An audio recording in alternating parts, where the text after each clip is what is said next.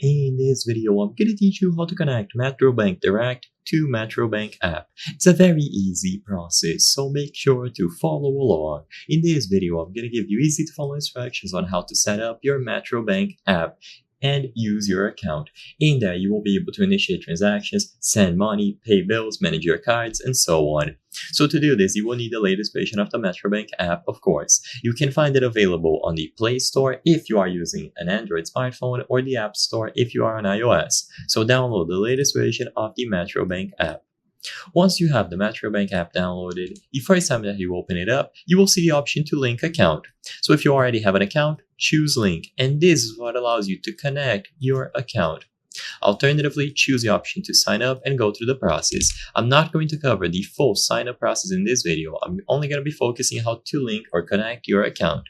So you will see this message. Let's get started. Link one of your bank accounts or credit cards to be used in the app. So input the account number depending on if you choose your bank account or card. And after you input it here, you can proceed. So input an alias for your account, so a name that is going to be used for the saved account, and proceed. You will have to confirm your mobile number and email address.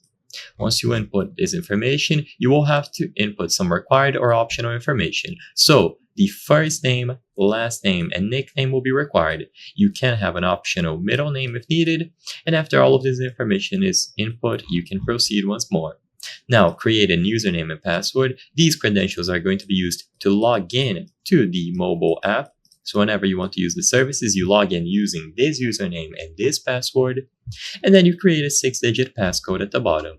You will be able to review everything, so all of your personal details, and if everything looks okay, just tap confirm. After this is done, you will have access to your accounts and you can manage all of the options and transactions here. I hope I was able to help you on how to connect Metrobank Direct to Metrobank app. If this video helped you, please be sure to leave a like and subscribe for more very easy tips. Thank you for watching.